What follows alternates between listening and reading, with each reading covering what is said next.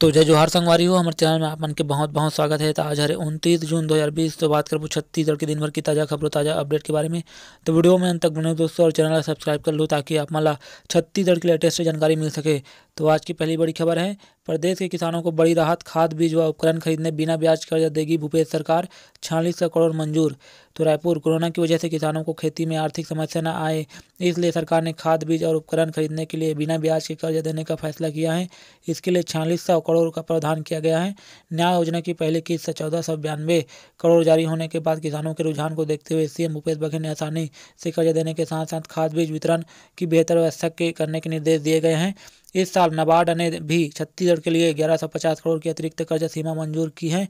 राज्य में अब तक खरीफ के लिए 7.65 लाख किसानों ने 2721 करोड़ का कर्ज लिया है। खरीफ फसलों के लिए सहकारिता के माध्यम से कुल 6.35 मीट्रिक टन रासायनिक खाद के भंडारण का लक्ष्य रखा गया है। 26 जून तक सरकारी समितियों में 5.77 लाख मील टन खाद का भंडारण किया जा चुका है, जो कि कुल लक्ष्य का 90.81% है। इसी तरह लक्ष्य का 71% खाद वितरण किया जा चुका है। खरीफ फसल के लिए बीज निगम ने 5.88 लाख क्विंटल उन्नत किस्मों के प्रमाणित बीज का स्टॉक रखा है। साथ ही अगला अपडेट है दोस्तों, छत्तीसगढ़ में कोरोना। तो 44 नए कोरोना संक्रमित मिले, इनमें सबसे ज़्यादा राजनांदगांव से 16 मामले। इस जिले में अब संक्रमितों की संख्या 250 पार।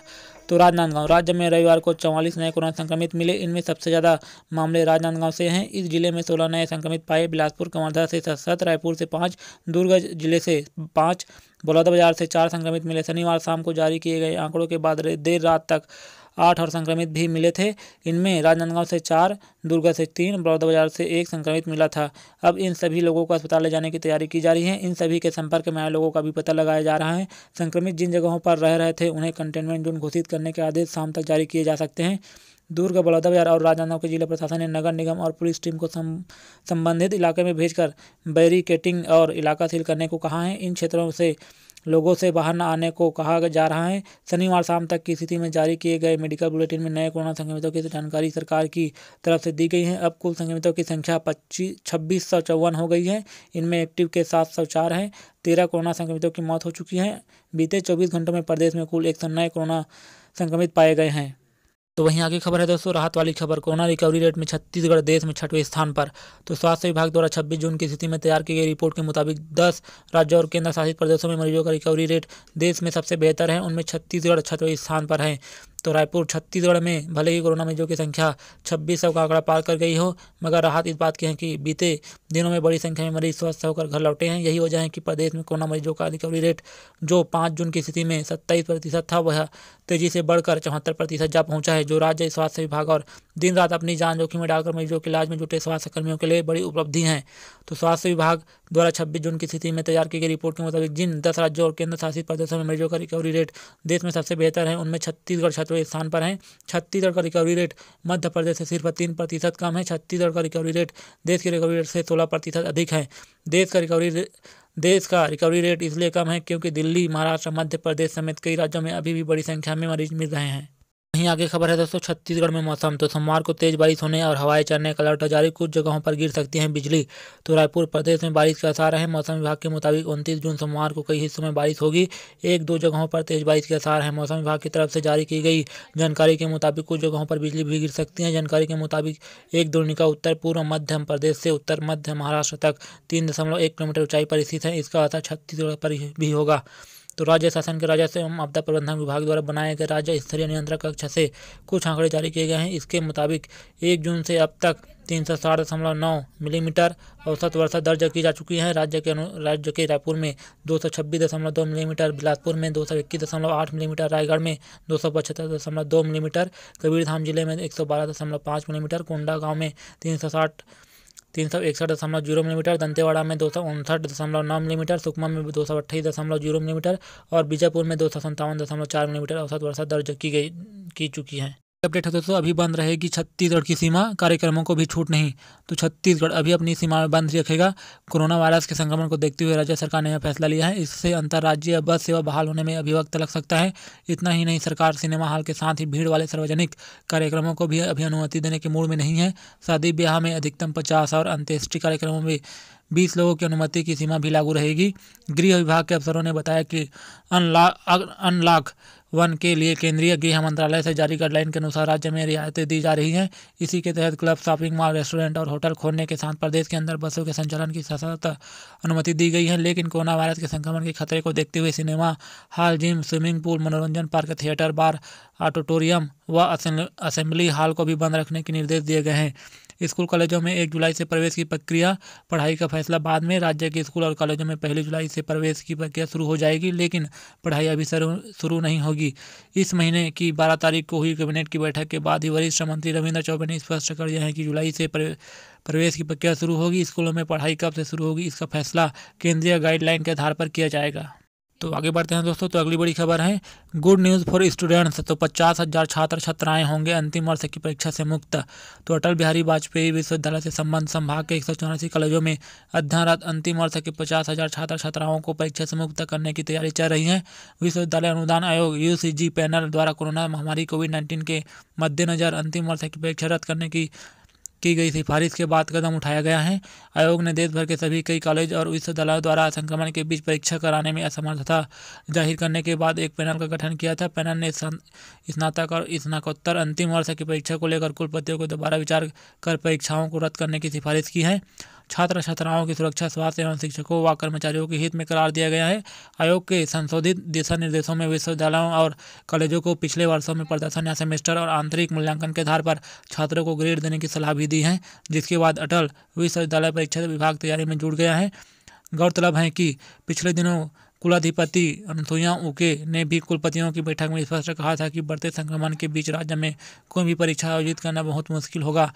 86,000 प्राइवेट परीक्षार्थी में जगी आस। तो नियमित के प्रथम, द्वितीय वर्ष को प्रमोशन और अंतिम वर्ष को आंतरिक मूल्यांकन के आधार पर पास किए जाने की खबर के बाद प्राइवेट परीक्षार्थियों ने भी प्रमोशन की आस जगी है।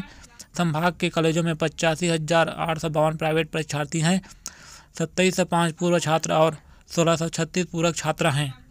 दोस्तों, किसानों को राहत, 15 जुलाई तक करा सकते हैं फसल बीमा। तो रायपुर, छत्तीसगढ़ के किसान खरीफ सीजन 2020 के लिए 15 जुलाई तक फसल बीमा करा सकते हैं। इस बीमा योजना के तहत धान, मक्का, मूंगफली, तुअर, मूंग और उड़द प्रमुख फसलें हैं। जानकारी के अनुसार इन फसलों का बीमा कराने के लिए 2 बीमा कंपनियों को काम दिया गया है, जो अलग अलग जिलों में फसल बीमा करेगी। Bajaj Allianz general insurance company Jaspur, Balrampur, Bastar, Bijapur, Bilaspur, Raipur, Kabirdham और गौरेला, पेंड्रा, मरवाही में फसल बीमा करेगी। इसके बाद बचे 14 जिलों में दूसरी कंपनी फसल बीमा करेगी। फसल बीमा के तहत ओले पड़ना, जमीन धंसना, जल भराव, बादल फटना और प्राकृतिक आग के नुकसान पर खेतवार फसलों के नुकसान का आकलन किया जाता है। यहाँ की खबर है दोस्तों, 24 हफ्तों में पैदा हुआ अद्भुत बच्चा, डॉक्टर भी हुए हैरान। वजन 1430 ग्राम। तो रायपुर, घोर नक्सल प्रभावित जिले बीजापुर में एक चौंकाने वाली खबर सामने आई है। छत्तीसगढ़ के बीजापुर में एक मां ने सिर्फ 24 हफ्तों में बच्ची को जन्म दिया है। आमतौर पर बच्चे गर्भधारण के 36वें से 40वें हफ्ते में जन्म लेते हैं। अब तक उनके हर अंग का विकास हो चुका होता है, मगर इस बच्चे को जन्म के तुरंत बाद निमोनिया हो गया। फेफड़े पूरी तरह से विकसित नहीं हुए थे, तो सांस लेने में तकलीफ हो रही थी, तो वेंटिलेटर पर थी। हार्ट में छेद हैं, जिन्हें दवाओं से भरा जा रहा है। यह अद्भुत मामला अंतर्गत भैरमगढ़ सामुदायिक स्वास्थ्य केंद्र का है। 5 अप्रैल 2020 को महज 24 हफ्तों में 1440 ग्राम वजन के साथ जन्मी बेबी ऑफ राजेश्वरी मां का नाम अब पूरी तरह से स्वस्थ हो चुकी है। उसके शारीरिक विकास को देखकर डॉक्टर भी दंग है। हालांकि इससे पीछे डॉक्टरों की ही मेहनत है, क्योंकि इससे पहले देश में कभी इतने कम दिनों में जन्मा कोई बच्चा जीवित नहीं बच सका है। 75 दिन तक भैरमगढ़ CHC में रायपुर और यूनिसेफ के डॉक्टरों की निगरानी में चल रहे इलाज के बाद उसे छुट्टी दे दी गई है। अब उनका वजन 1430 ग्राम है। डॉक्टर इसे मेडिकल साइंस में नया चमत्कार है और नया कीर्तिमान मार रहे हैं। डॉक्टरों ने इस बच्ची को मिरेकल बेबी, चमत्कारी बच्चा नाम दिया है। तो बड़ी खबर है दोस्तों, बलौदा बाजार, भाजपा कार्यकर्ता की चाकू मारकर हत्या, क्षेत्र में तनाव, पुलिस ने 6 आरोपियों को गिरफ्तार किया। तो बलौदा बाजार जिले में शनिवार रात भाजपा और बजरंग दल से जुड़े एक कार्यकर्ता की हत्या कर दी गई। सड़क पर कुछ युवकों ने उसे घेरा और चाकू से कई वार किए। युवक को अधमरा कर आरोपी भाग निकले। घायल युवक ने शनिवार रात में ही दम तोड़ दिया।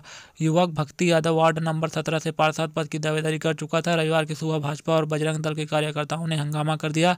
गार्डन चौक के पास चक्का जाम कर पुलिस के खिलाफ प्रदर्शन किया। रविवार की दोपहर यह खबर आई कि पुलिस ने हत्या के आरोपियों को गिरफ्तार कर लिया है। एडिशनल SP निवेदिता पान ने प्रेस कॉन्फ्रेंस में इसकी जानकारी दी। उन्होंने बताया कि टीम ने आरोपियों को पकड़ लिया है। सभी आरोपी बलौदा बाजार के ही रहने वाले हैं।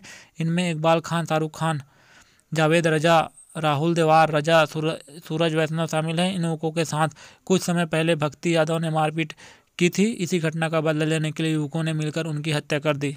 ये अगला अपडेट है दोस्तों, प्रशासन ने मैनपाट के गांव में शुरू किया हड़िया तोड़ अभियान। एसडीएम ने 24 घरों में छापा मारकर की कार्रवाई।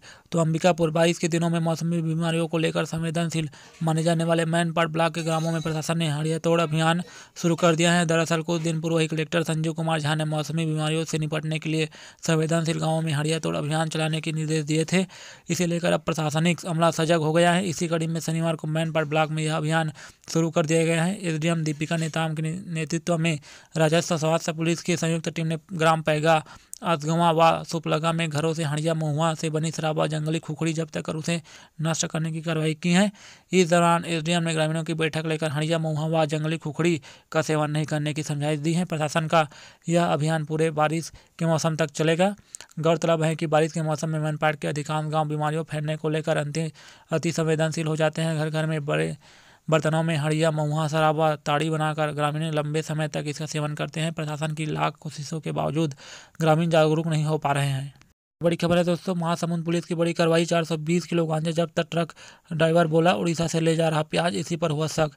तो महासमुंद पुलिस को गांजा तस्करी के खिलाफ की जा रही कार्रवाई में अब तक की सबसे बड़ी सफलता मिली है। जिले के सिंघोड़ा पुलिस ने बॉर्डर में 420 क्विंटल गांजा जब्त किया है। उड़ीसा सीमा पर ट्रक रोककर गाड़ी में सवार 2 युवकों से पूछताछ की गई तो उन्होंने उड़ीसा से प्याज एमपी ले जाने की बात कही। इस पर पुलिस टीम को शक हुआ कि जिले से गुजरने वाली प्याज की ट्रक महाराष्ट्र से उड़ीसा जाती हैं। यह पहली बार है कि उड़ीसा से प्याज एमपी भेजा जा रहा है। पुलिस ने तत्काल गाड़ी को अनलोड कराया। इस दौरान प्याज की बोरियों के नीचे 14 बोरियों में गांजा भरा हुआ मिला। पुलिस ने 2 अन्य मामलों में भी 40 किलो और 10 किलो गांजा जब्त किया है। इस तरह महासमुंद पुलिस ने शुक्रवार को 8 आरोपियों को 470 क्विंटल गांजा के साथ गिरफ्तार किया। जब्त गांजा की कीमत 47 लाख रुपये है। सभी के खिलाफ एनडीपीएस एक्ट 20 ख के तहत कार्रवाई की जा रही है।